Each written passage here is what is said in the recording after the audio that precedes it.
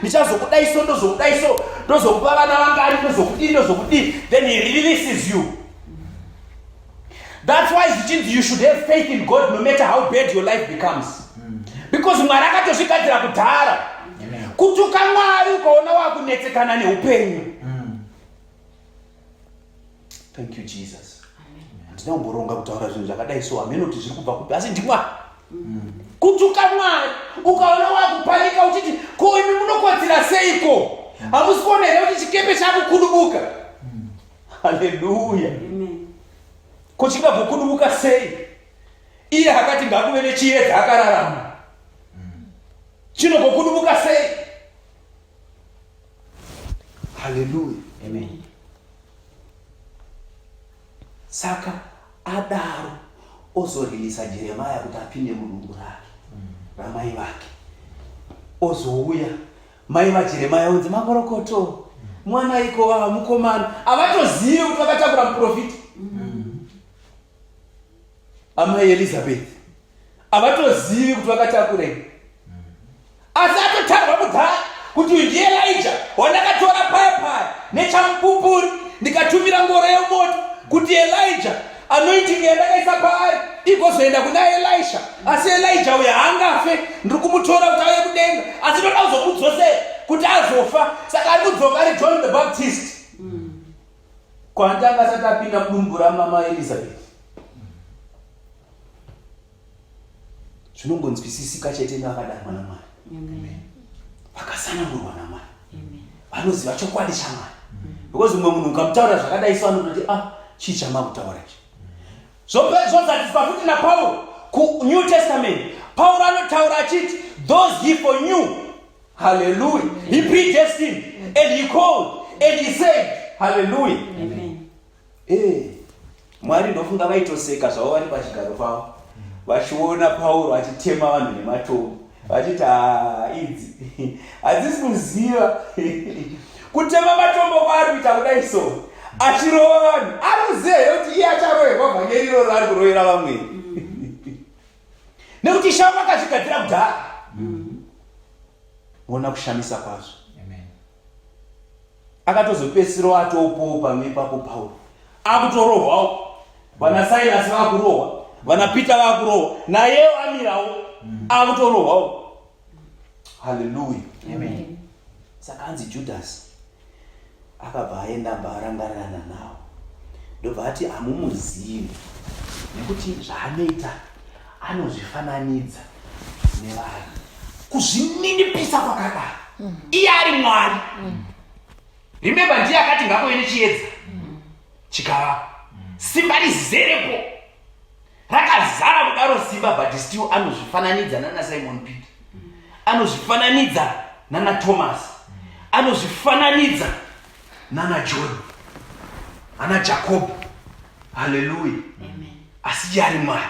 Zvikanzi hamukambomuzivi, zvinotoda vanofamba naye ndo vanotoziva kuti uyu. Saka indonokuradzidzai manje. Hallelujah. Handi yedu pamberi pavhesi 7. Pasika nechirayiro 7. Zvino zuva rezvingwa zvine mbiriso rakati rasvika, rakafanira kubayirwa Pasika naro. Akatuma Petro naJohani achiti, endai munotigadzirira Pasika kuti tidye. Vakati kwaari, munoda kuti tigadzire piko? Akati kwavari, tarirai, kana mapinda muguta muchasongana nomunhu akatakura chirongo chemvura. Mumutevere iye gumba kwaanoenda. 11. Muti kumweni wemba, mudzidzisi unoti kwauri, imba yavaeni iri piko? Mandingadyira Pasika navadzidzi vangu. Uchakuratidzai imba huru iri kumusoro yakarongedzwa. Gadzirai ipapo. Vakaenda vakandowana sezvakanga vaudzwa, vakagadzira Pasika. Zvino nguva yakati yasvika akagara pakudya navaapostoli. Akati kwavari, ndakanga ndichida zvikuru kudya Pasika iyi nemi ndisati ndatambudzika. Amen. Nokuti ndinoti kwamuri, handichazoidyi kusvikira yaitika mushe wekudenga waMwari. Amen. Zvino akatora mukombe akavonga akati, torai ichi mugovane pakati penyu. 18. Nokuti ndinoti kwamuri, kubva zvino handingatongonwi zvibereko zvemuzambiringa kusvikira ushe hwaMwari hwasvika.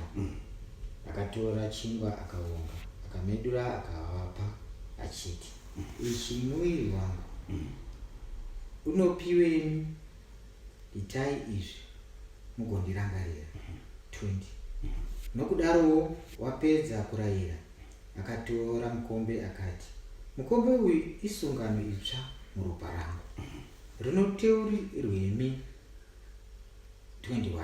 Asi tarirai, ruoko rwaiye unondipandukira runeni patafura. 22. Nokuti mwanakomana womunhu unoenda hake sezvazvakatemwa, asi une nhamo munhu uyo waanopandukirwa naye. Ipapo wakatanga kubvunzana kuti ndianiko kwaari ungaita chinhu icho. Haleluya. Tati timhanye kuitira nguva yedu. Asi pane zvakawanda zvabuda ipapo. Haleluya.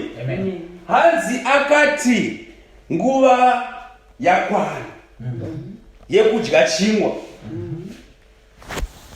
chine mbiriso. Handiti? Zvikanzi akatuma vakomana kuti vakomana chigadzirirai kudya. Haleluya. Ndobva vati saka tinoenda tonozviitira kupi? Zvikanzi kune murume akatakura chirongo. Muteere iye. Haleluya. Ndofunga panaba inawo vazhinji makuziva kuti murume akatakura chirongo. Murume akatakura shoko raMwari. Munofanira kutsvaga murume akatakura shoko raMwari. Murume akatakura shoko raMwari muteere iye. Haleluya.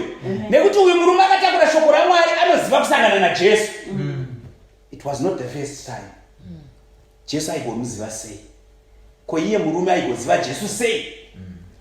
Zvimwe nguva dzimwe pfungwa dzingati but Jesu anoziva zvinhu zvese saka it's okay, but ko murume uyu anoziva zvinhu zvese aigozoziva seiko kana akanzi Jesu ati ndikuya kumba kwako? Zvikurati murume uyu aigosangana naJesu. Vane pavaitombogara vachidya vese in secret. Haleluya. Saka zvanzi muteerei murume akatakura chirongo nekuti akatakura mvura. Haleluya. Signifying the calling of God. Vakomana ava dai vakaona murume akatakura chirongo, voona mumwe murume oteera asiri iye, ndokutorasika kwavaita. Haleluya. Asi ngavavonge vakagona kuteera. Ngatinamatei nhasi tizive kuti Mwari tibatsirei. Kana murume akatakura chirongo apfuura pamberi pedu titeere iye. Haleluya. Nekuti ndo kune kusangana naJesu. Zvikanzi muudzei kuti imba yevaeni. Haleluya. Imba yevaeni imba yekugamuchira. Kana munhu avaka imba yevaeni zviri kureva kuti akatogadzirira kuti vaeni vapinde. Haleluya. Kune mumwe munhu ane imba yake but haina yevaeni. Vaeni vanogopinda papi? Haleluya. Mumwe angati ndikuedza kuti chii? Nyaya yaJesu ndeye munhu akatogadzirira kugamuchira. Haleluya. Ndeye munhu akagara unofanira anoti ndiri kugogodza. Zvakazarirwa chapter 3 verse 20. Behold, I stand at the door and I knock. If any man hears my voice and opens the door, I will come. Saka kutori iwewe unofanira kutogadzirira kuti muyeni uye apinde. Vazhinji havagamuchiri shoko iri because havana kugadzirira kugamuchira. Vamwe because mudziyo wavauya nayo, because pamwe ndiMangozho ari kuparidza hazvigamuchiriki. Haana kuvaka imba yevaeni munhu uyu. Haleluya. Asi ngaarumbidzwe, ngaabongwe uyu akavaka zvake kamuri yevaeni. Nekuti kamuri yevaeni kana iripo vanowana pekupinda. Saka kana uine kamuri yevaeni, shoko raMwari richawana pekupinda. Iye Kristu achauya. Pane imwe vhesi anototaura kuti ini nababa vangu tichauya toita ugaro. Haleluya. Nekuti iye Kristu nababa vamwe chete, iwe baba nemweya vamwe chete. Saka vachauya wana ugaro mauri. Haleluya. She ngavakudzwe. Takamboparidza nenyaya yechidyo. Haleluya. Vamwe vanoti hatizivi kuti zvakabva kupi. Havinoti munozviitirei asi zviri mushoko raMwari. Ndikamboparidza futi rimwe zuva ndikati mukaona muchipinda kereke inopesana nezviri mushoko raMwari, zvikureva kuti chakarasika chisi shoko raMwari, kereke yenyu ndo yakarasika. Amen. Haleluya. Chirayiro chiri mushoko raMwari. Chakaitwa naye Jesu. Haleluya. Akati pekupedzisira paHoly Communion anototi garai muchizviita. Haleluya. Zvapamuri kana mavaka madzikereke enyu kuti muchaita sei, asi hazviti zvekuti muite muri muzvivi. Vamwe vakazozviita mumaRoma vakati everyday patinoenda chechi tinoita chirayiro, asi vachipedza kuita chirayiro waenda kunoputa mbanje, woenda kunomwa doro, woenda kunoita upombwe, woenda kunouraya, woita ngochani. Ngochani iri kutomira pamberi penyu chitokudyisai chirayiro. Ndezveutsvene. Haleluya. Tiende pamberi pa24. Zvino 24 zvino mukuru ndiani? Zvino nharo dzakamuka pakati pavo kuti ndiani kwavari uchanzi mukuru. Akati kwavari, madzimambo avaHedheni ane simba pamusoro pavo, navabati wavo vanonzi vabatsiri. Zvino imi musadaro, asi mukuru pamuri ngaave somuduku, nomutungamiriri sonoshumira. Nokuti ndianiko mukuru agere pakudya kana unomushumira? Asi iye agere pakudya here? Asi ini ndiri pakati penyu sounoshumira. Zvino imi ndimi makagara neni pamiidzo yangu. Ndinokugarisai nhaka youshe sababa wangu vakandigarisa nhaka, kuti mugodya mukunwa patafura rangu mushe wangu. Muchagara pazvigaro zvoushe muchitonga marudzi ane 12 avaIsraeri. Amen. Apa pabva pakobuda imwe nyaya futi. Tichimhanya toda kumhanya tikurumidze kupedza, asi kune tinyaya tiri kubudawo. Hanzi vakatanga kuitsanana. Sezviri kuitika madzikere ezvinezvi, I don't know if you've noticed, there is a spirit iri kufamba panyika. Almost every church kuri kurwirana ukuru. Ameno muri kumbozviona here? Machechi ese, almost every church, handisi kuti every church, kunogona kuita 2-3 mamwe dzisiri kudaro, but almost machechi ese mukazvitarisa ezvinezvi kuri kurwirana kuti mukuru ndiani.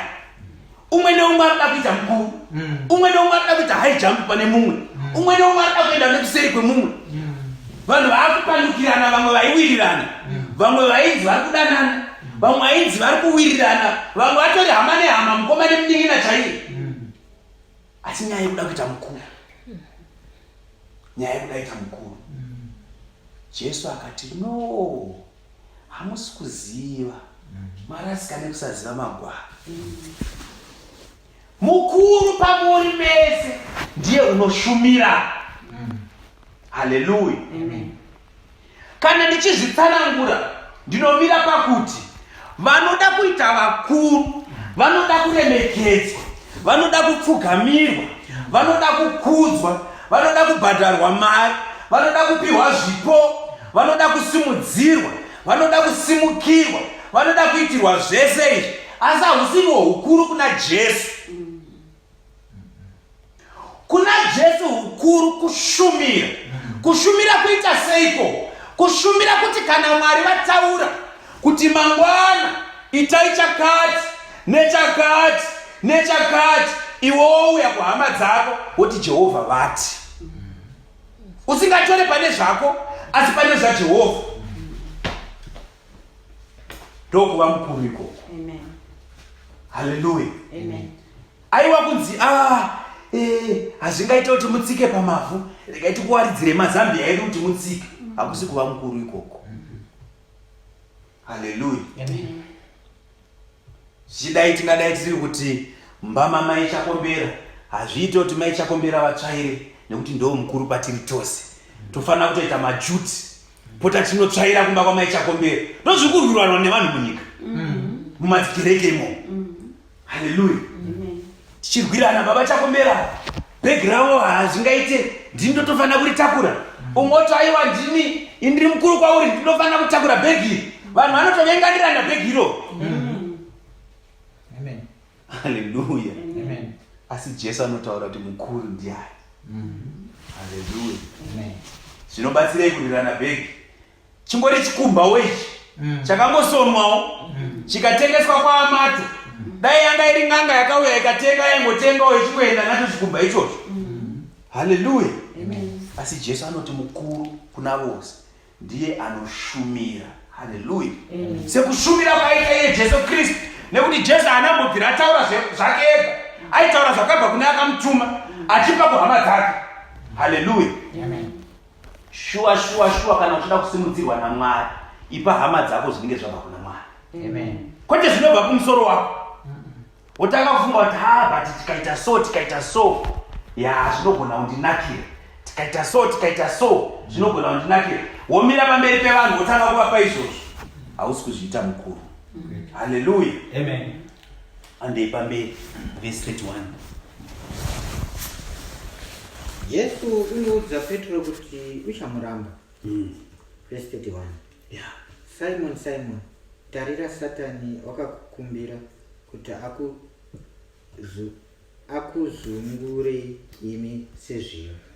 Asi ini ndakakukumbirira iwe kuti kutenda kwako kurege kupera. Iwe kana watendeuka usimbise hama dzako. Akati kwaari, Ishe, ndakazvigadzirira kuenda nemi mutorongo kunyange kurufu. Akati, Petro, ndoti kwauri, nhasi jongwe risati rarira uchandiramba katatu uchiti haundizivi. Zvino akati kwavari, musi wandakakutumai musine chikwama nehomboro neshangu, makashayiwa chinhu here? Vakati, hakuna. Akati kwavari, asi zvino une chikwama ngaachitore, nokudaro une hombodo. Usine munondo ngaatengese nguo yake autenge, nokuti ndinoti kwamuri kuti izvi zvakanyorwa zvinofanira kuitika kwandiri, zvinoti, vakaverengwa pamwe chete navadariki vomurayiro. Nokuti izvo zvakanyorwa pamusoro pangu zvoitika. Ipapo wakati, Ishe, tarirai, hei minondo miviri. Akati kwavari, zvaringana. Amen. Amen. Haleluya. Jehovha ngaarumbidzwe. Apa zviri kungoramba zvichitsigira zvatambotaura kuti akatara miganhu yeupenyu hwemunhu wese, akaziva zvichaitika. Manzwa apa pataura vhangera pane pandanzwa pamwe pane kakona kakawanda. Simon achitaura zvaanotaura, Jesu anoti asi kana watendeuka. Haleluya. Asi kana watendeuka. Zvichida kuti Jesu aitoona kuti Simon acharamba. Aitoona kuti Simon achapinda muchivi.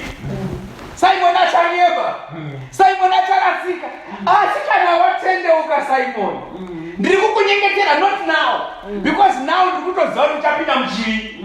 But kana wazotendeuka, because Jesu aitoziva kuti Simon achatendeuka, achabuda musodzi Simon. Sekufamba kwatakamboita munyika tikapinda muzvivi, vaitoziva zvavo kuti richasvika zuva ratichazotendeuka touya kwavari. Vakati ngatimbomusiya akadaro. Vamwe vachiri kufamba nanhasi vachiti unoteera Mangozho. Imamuziva kuti Mangozho akambodai, Mangozho akambodai, akadai. Asiwo vaiziva kuti kumberi. Haleluya. Asi kana watendeuka Simon, asi kana watendeuka, rumbidzwai Jehovha. Kutotanga kutozvinzwawo izvinezvi. Haleluya. Vhangeri redu rakachifanira kunge riri paGetsemani, but Ishe vatisvikaneko. Hanzi ndiri kunyengetera Simon kuti asi kana watendeuka. Vachipinda zvavo mumachokoto, baba Chakombera vachipinda mumachipisi, vakabata paini, vakamboti nhasi ndiri kumwa makoti. But aitoseka zvake Jesu achiona achiti ngaamboita hake, anozviziva hehe kuti mangwana zvikati asi ndichamunyengetera kuti kana watendeuka. Hallelujah. Amen. I don't care about now. It's okay. Chimboita zvako uri kuti wakangwara ndichakubata. But kana watendeuka ndo banda kuchitanga kuchitarisa manje kuti uri kufamba sei. Hallelujah. Amen. Imboita mupfuura imboita izvi muchiri kumboita zve.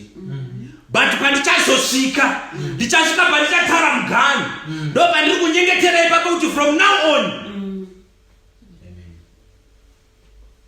ndo iri kutsvedza vamwe vazhinji. Ndo iri kutsvedza vamwe vazhinji nekuti Jehovha vakaregerera mazuva ekusaziva vakatinzwira ngoni vakati it's okay tanga tisingazive. Ko munhu anogoda kuti after atendeuka odzokera futi sei oramba achiita zvakudhara. Simon ndiri kunyengetera kuti after watendeuka uregere kuenda kunanga. Ndiri kunyengetera kuti after watendeuka uregere kuita uroyi. Ndiri kunyengetera kuti after watendeuka uregere kupinda mupolitics. Kana uchidaita politics chijoina kumusangano, not in the church. Hallelujah. Amen. Because vakambotanga vachiita politics ka vachitaura kuti mukuru ndiani, aiwa mukuru ndiani, aiwa ndiri mukuru, aiwa indofanira kuti imuri kuzwa kuti paipai akati pamusoro pedombo iri, pamusoro pedombo iri, aiwa dombo ndi Jesu ka. Kwamuziva kuti dombo ndi Jesu ere? Amuziva kuti dombo ndi Jesu ere? Vasingazive ndobva vafunga kuti kereke yakavakwa pamusoro paPeter. Imi kereke ndobva vakavakwa pamusoro paPeter akafira aniko? Ukaenda kumaRoma anototaura kuti Peter means rock, the rock. Saka kereke pototaura kuti kana vamwe vachinyora anototi when you enter the pearly gates you will see St. Peter at the gate because St. Peter has got the keys. Tales. Dai vaiziva kuti dombo ndiani. Ko havaiziva here kuti dombo rakambotera vana veEgypt, vana veIsrael vachibva kuEgypt vachema kuti tanzwa nenyota. Kwanditachitaura baba kuti murume akatakura chirongo chemvura, mvura ishoko, vana vachifamba vari muwilderness vachifamba naMoses vakachema kuti Moses uri kutitungamira hako but vhangeri hauna, uri kutitungamira hako but shoko hauna. Tanzwa nenyota Moses, shoko tori wana kupi. Moses akapererwa akati Mwari ndiurayi zvenyu because ina ndina vhangeri rekupa vanhu. Akanzi don't worry, I'm there. But iwewe kwese kwamuri kufamba ijecha. Kwese kwamuri kufamba ijecha. Ko desert andi ijecha. Kwese kwamuri kufamba ijecha. Kwese kwamuri kufamba ijecha. But ndiri dombo. Chienda paibwe. Uchariwana ibwe. Iro ibwe richabudisa vhangeri.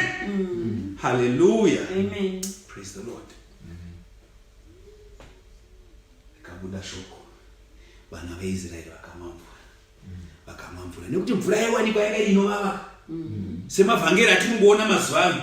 Imvura inovava yega yega, mvura inovava yega yega yekutaura kuti Mwari hakuropafadze nekuti haubvise cheguru. Haumo mubhuku. Hazvibaitsike mumakereke izvozvo. Hapana pakambonzi naJesu wasvika kudenga uchanzi mubhuku wangu usingabhadhari mari chienda kugehena. Ava vangu vari mubhuku. Please understand what I'm saying. I'm not discouraging people from kubhadhara mari dzemumabhuku. Asi ndiri kuti asiri izvo zvinoendesa kudenga. Because mubhuku unogona kunge uri up to date, ugobvisa double, but ugoenda kugehena futi. Because mukomana tichazonzwa pamberi apa pane mukomana akati ina hangu Mwari. Kana mapinda muparadhiso rapabwenyu mundirangarire. Haana kubvunza mubhuku haumo. Haana kubvunza unobvisa cheguru. Haana kubvunza una regalia. Akangonzi nhasi. Uchanini muparadhiso. Amen. Hallelujah.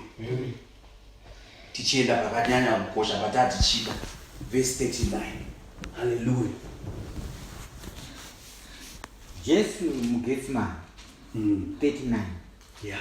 Zvino wakabuda akaenda kugomo reMiorivhi sezvaaisiita navadzidzi vake vakamutevera. Wakati asvika panzvimbo iyo akati kwavari, nyengeterai kuti murege kupinda pakuidzwa. 41. Akaparadzana navo chinhambo chingasvika ibwe kana rikaposherwa. Akafugama akanyengetera achiti, Baba, kana muchida bvisai mukombe uri kwandiri, asi kuda kwangu kurege kuitwa asi kwenyu. 43. Ipapo mutumwa akaonekwa naye wakabva kudenga akamusimbisa. Zvino ari pakatambudzika kukuru wakanyanya kunyengetera, ziya rake rikaita samadonho eropa, akadonhera pasi. Akasimuka pakunyengetera akaenda kuvadzidzi akawana vavata neshungu dzomwoyo. Akati kwavari, wavatireiko? Mukai munyengetere kuti murege kupinda pakuedzwa. Hallelujah. Amen. Hey, tiri panguva yeEaster yekurangarira kuroverwa kwaJesu. Vhangeri redu rinofanira kutisvitsa pakunzwisisa kafambiro kakaita Jesu pazuva iro. Hallelujah. Amen. Nekuti ari Mwari kudaro akapfeka nyama. Saka paakapfeka nyama apa mumwe anogona kufunga kuti ndiMwari haarwadziwe. No. Kupfeka nyama kwaakaita kuti means every pain akainzwa. Kurohwa kwese aikunzwa. Kutukwa kwese aikunzwa. Kubvarurwa nyama kwese aikunzwa. Anditi chiwhipi vaisarova zvekuita senge kurova kwatinoita vana vedu. Kuti tinorova nerudo. Tichirwadziwawo tichityira kuti vairova zvekupanisha chaizvo. Zviwhipi izvi zvaiti munhu akarohwa chinocheka chichibvarura ganda chichitsemura nenyama. Saka ainzwa pain yese iyoyo. Hallelujah. Amen. Iye aiziva kuti zvichafamba sei. Saka nekuremerwa kwekudaro, funga kurohwa nehana kwaunoita kana uchifamba nemotikari yako wona roadblock pamberi apo.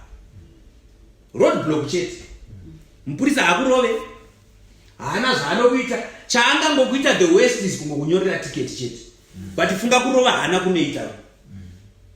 Hallelujah. Amen. Kungave kubasa, bosi wako wekubasa, kurova hana kwaunoita wadedzwa kuoffice. Now what more this? Jesu achinyatsoziva kuti ndo zvaakunoitika.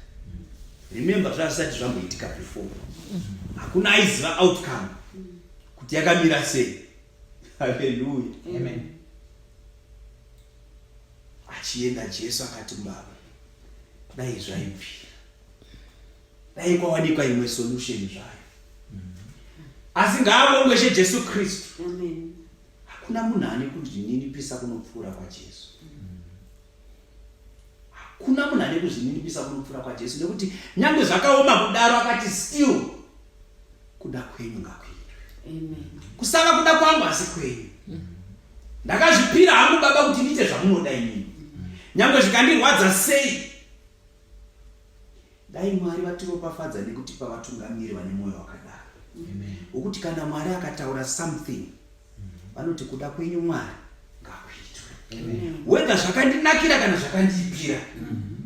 Hallelujah. Amen. Whether Mwari kana mukati ndibvei ndiri kuuye mumwe munhu, kana kuri kuda kwenyu ngazviitwe. Amen. Whether Mwari kana mati mimi mari andiri kutora kuvanhu vendisatoreni mo. Ndiri kutya nzara Mwari, but kana kuri kuda kwenyu ngakuitwe. Hallelujah. Amen. Hazvisi zvangu nevana vangu izvi. Ndezvenyu Mwari. Zvamune mada imi Mwari ngazviitwe. Ini ndingangochema nekuda kwangu kuti Mwari ndokumbirawo mundiitire zvakati, asi kusava kuda kwangu asi kuda kwenyu. Amen. Hallelujah. Amen. Jesu Kristu akati kuda kwenyu ngakuitwe. Kusava kuda kwangu asi kwenyu. Hallelujah. Amen. Achienda kwakuzoenda achinoona vadzidzi vake, otoona vatokotsira zvavo. Vakarara mumakereke panguva ino. Pane kuti vanyengetere vakakotsira. Tobatwa nehope zvavo. Dhiabhorosi ari kuita zvaanoda mumakereke. Ezvino Satani hatisiri kunze. Satani akatopinda mumakereke. Ava vari kumabhawa haana basa navavo. Vari kumashabhina haana basa navavo. Akati imomo mumakereke imomo. Ndo maari kupinda achikonzera confusion. Vacho vanofanira kunamata Mwari vakakotsira zvavo. They can't even see. But iye Dhiabhorosi achitamba tsoro dzake muchechi. pedzisira vanhu vakuti ngatinyorei mabhuku, ngatiitei matheological college, ngatipfekei uniform yakati, ngatiitei. Vanhu vangoperera mumatheme asina basa, but vanhu havabude muzviri. Hallelujah. Maprogram after program after program, but vanhu havabude muzviri. Vane madhimoni avo vanongodzokera mumba vane madhimoni avo. Vane zvirwere zvavo vanongodzokera vaine zvirwere zvavo. Vane makuhwa vanongoramba vaine makuhwa. Vanorova madzimai vanongorova madzimai muchechimo. Vanovengana vanongovengana muchechimo. Vanoroyana vanongoroyana muchechimo. Hallelujah. Ko hamuna kudanwa here kuti munyengetere? Asi vakatobatwa nehope zvavo. Hallelujah. Amen. Vana Matthew vatobatwa nehope zvavo. Akati kumukai, mukai, nyengeterai. Hallelujah. Nanhasi kereke iri kunzwa kunzi nyengeterai. Hamusi kuona kubata kwevakaipa here? Nyengeterai zvinongokurirwa nemunyengetero chete. Zvinongokurirwa nemunyengetero chete. Danai kuna Jehovha. Nekuti zvakaitika pana Jehovha, vakati vaisa Adamu panyika, vakati Adamu ndaakupa nyika iyi kuti inini ndisapindire munyaya yemunyika muno. Kana nadhiabhorosi ndakatomudza kuti handipindire, nyaya ichaitwa newe nekuti ndakuita mwari wemunyika imomo. Saka iwewe kana uchida kuti mwari vapindire panyaya dzemunyika, dzinotoda authorization kumuridzi wacho. Iwewe Adamu ndiwe unofanira kutanga wadana kuna Mwari kuti Mwari pindirai, because kana usina kuti Mwari pindirai, Mwari havangapindire. Uyu mupomeri achati apo Mwari makupindira sei? Because nyaya iri pana Adamu nenyoka iyi, haina Mwari mukati. Kusvikira Adamu azoti kuna Mwari please. Hallelujah. Amen. Saka zvaitoda munhu akapfeka nyama, ari munhu anototi aiwa inini hangu semunhu akapiwa simba pamusoro pezvese zvinobhururuka, pamusoro pezvese zvinoswima, pamusoro pezvese zvinokambaira, pamusoro pezvese zviri panyika ino. Ndaakutaura semunhu kuti inini panguva ino authority yangu ndakuidzorera kuna Mwari. Jehovha wapindira. That is the secret of heaven. The secret of knowing authority yawinayo. Kuti wakaitwa Mwari panapa. But iwewe manje hauna chaunogona. Saka iwewe kuti uzvihwine manje, chitora authority yako iyoyo. Woti diabhorosi, ndini ndakaitwa mambo wenyika ino. Inini ndinokukurira, because nyangwe ndisina simba yekukukurira, ndakukupa authority yangu, ndakupa kuna Mwari. Hakuchisina kuchipomerwa manje. Because indakatadza kaini. Indakazvitadza. Saka upenyu hwangu ndakahurovera pamuchinjikwa. Hallelujah. Ndochiti iye ane simba manje ndiye akuchirarama, ndiye akuchita kuda kwake. Handichakurire mweya yakaipa nesimba rangu, handichakurire zvivi neropa rangu, asi ropa raiye Jesu Kristu akuchikwanisa kupindira kuti achiita kuda kwake. Kana ndakunobatwa nehope, ndakunokotsira, ndototaura kuti Mwari ndakukotsira, pindirai. Kana vauya vachida kundirwisa ndakakotsira, ina ndina simba rekuvakurira, asi imi mondirwira, utoona wakutorwirwa, wakutokurira. Hallelujah. Amen. Kana zviri zvepano panyika handizvikwanisei. Vagoni zvavo vanozvigona, vamwe vane zvikoro zvavo, vamwe vane njere dzavo, vamwe vane kugona kwavo, vamwe vane midzi yavo, vamwe vane zvinhu zvavo. Ina ndina chandinogona, ndinozvipira kuna Mwari, Mwari wondiitira. Vozoona zvishamiso muupenyu hwavo. Vanhu votanga kubvunza kuti atanozviita sei? NdiMwari chete. Hallelujah. Amen.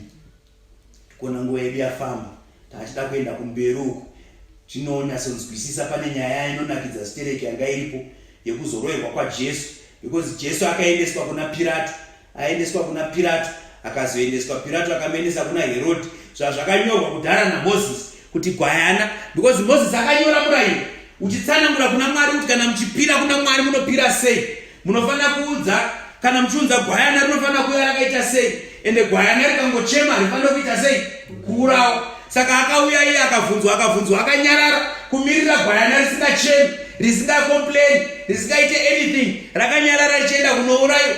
Ende gwayana raidzi rinofanira kunge risina kuremara, rinofanira kutariswa muhapwa, kutariswa kwese kumakumbo kupi, kuti waone kuti harina kana gwapa, harina kana vara, harina kuremara. Handipondo zvakaitwa kapakaendeswa kuna Pilato. Pilato akatarisa akageza maoko akati ndaona pasina mhosva, akaendeswa kuna Herode. Herode akati ndaona asina mhosva. Ndo zvinonzi mawitness kaya aitaurwa. Mawitness anofanira kuona kuti gwayana iri harina problem, riri perfect. Kana gwayana riri perfect, rakakwanisa kutopirwa kuti ritore zvivi zvenyu vanhu.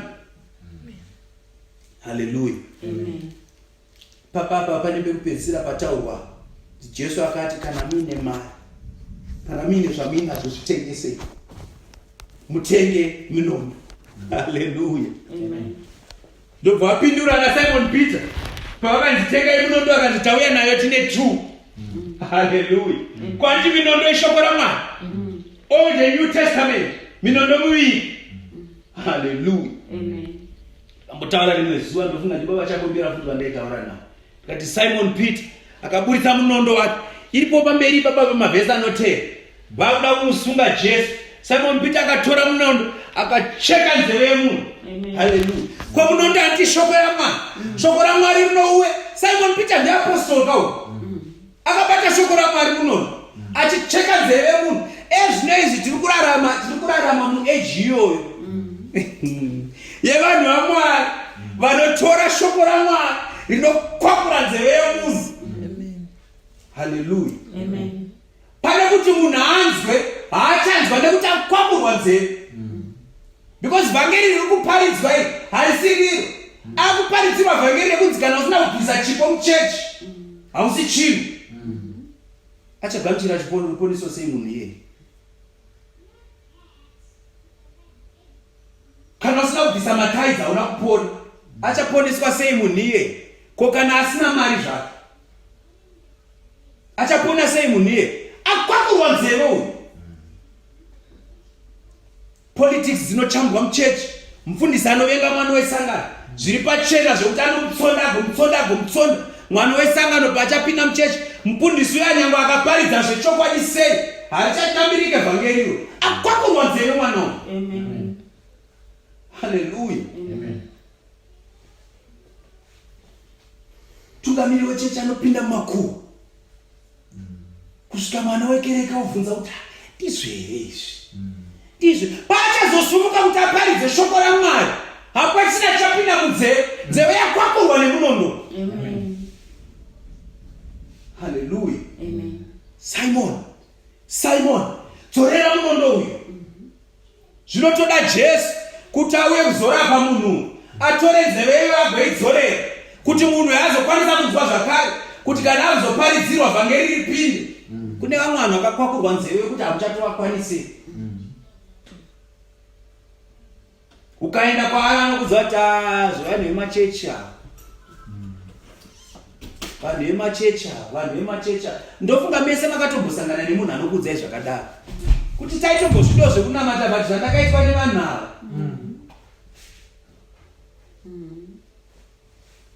Kwakurwa nzeve. Munondo unofanira kunge uchishanda basa rawo wakukwakura nzeve yemunhu. Simon Peter, dzorera munondo muhwara. Jesu otorinama nzeve. Kati kana taakunamata tinamatire kuti Ishe Jesu Kristu vadzorere nzeve pavanhu. Kune vakakwakurwa nzeve, vese vakakwakurwa nzeve ngavadzorerwe nzeve dzavo kuti vhangeri kana raakuuya. Kune kurapwa kunofanira kuitwa. Munoziva zviri easy kurapa munhu chironda chekunze. Chironda chekunze hachinetse kurapa. Chironda chemumwoyo chakaoma vanhu vedu.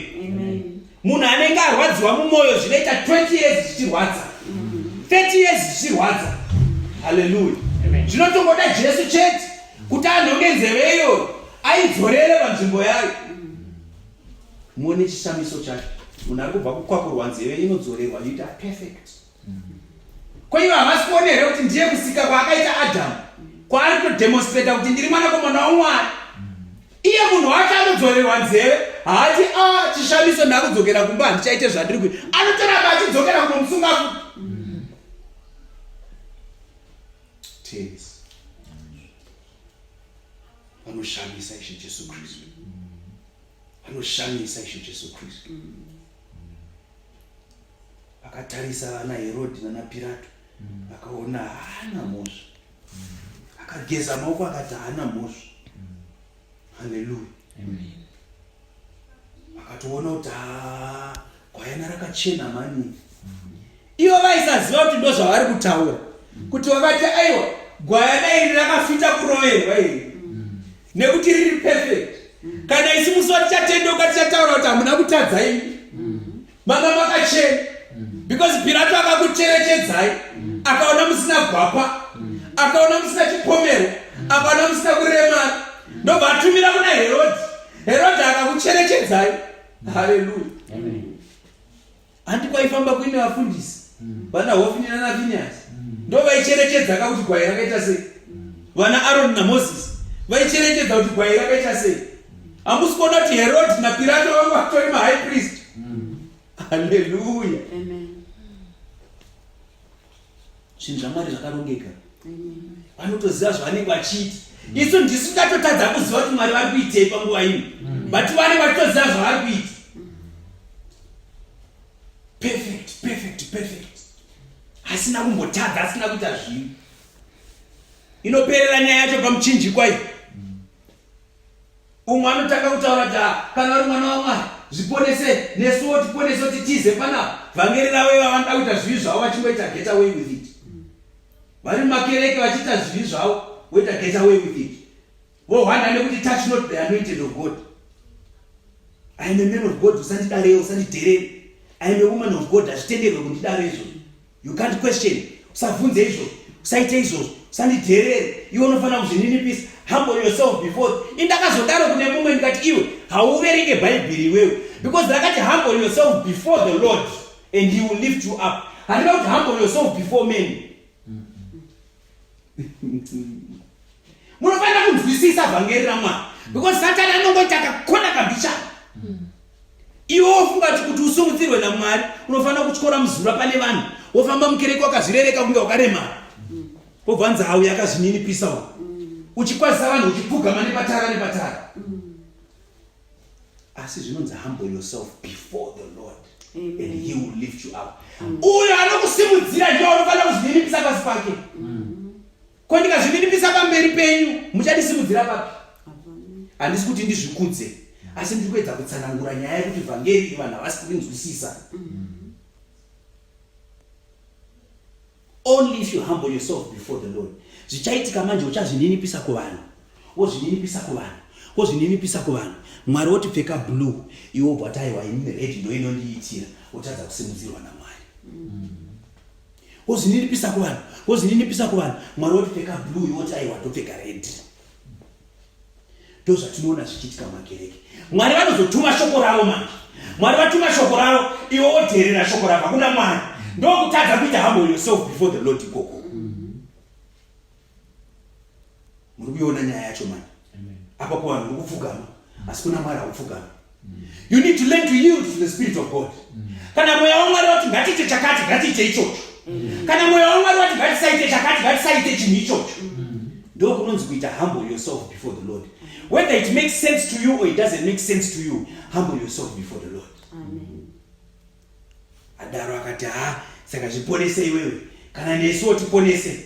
Asi umwe ari paside uyu ndobva ati no. Number 1, iwewe neni tiri makororo zvaMwari. Vatakabira tinovaziva, vatakauraya tinovaziva, vatakarepa tinovaziva. Asi uyu murume uyu haana kana vano wakatadzira. Amen. Ndokutendeuka chaiko. Kwekuti unobvuma kuti Mwari indiri mutadzini. Zvivi zvangu ndinozviziva. Sezvakataura Dhavhidhi akati zviri pamberi pangu. Asi imishe Jesu Kristu, makauya muri Mwari, mukapinda mudumbu raMaria, mukapfeka nyama, hamuna ngobvira matadza, mukaroverwa nekuda kwezvivi zvangu. Utsvene hungangouya kwandiri chete nenzira yenyu. Ndipeiwo iwo. Ndopakanzi nhasi uchava neni muparadise. Hana unza unambopinda kumasika iwe. Handinambokuona kuconvention. Ezvinokwa kuparidzwa vhangeri kuti handinambokuona. Sei usina kumbouya kuchechi handinambokuona. Asi akangonzi nhasi chakanini muparadiso. Ngatidzidze kutendeuka chaiko. Ngatidzidze kutendeuka chaiko. Ende kutendeuka kwataurwa futi kuti Simon kana wazotendeuka. Hallelujah. Amen. Kapachazoita era ka. No more era watendeuka. Taimboregerera zvedu kumwe but kana watendeuka no more era. Hallelujah. Amen. Nguva yedu inenge yatifambei. Tangachifanira kuenda kune zvimwe asi tikunzwa mweya waMwari uchiti tichigumira panapa. Shivaropafadzeiwa. Amen. Amen. Amen.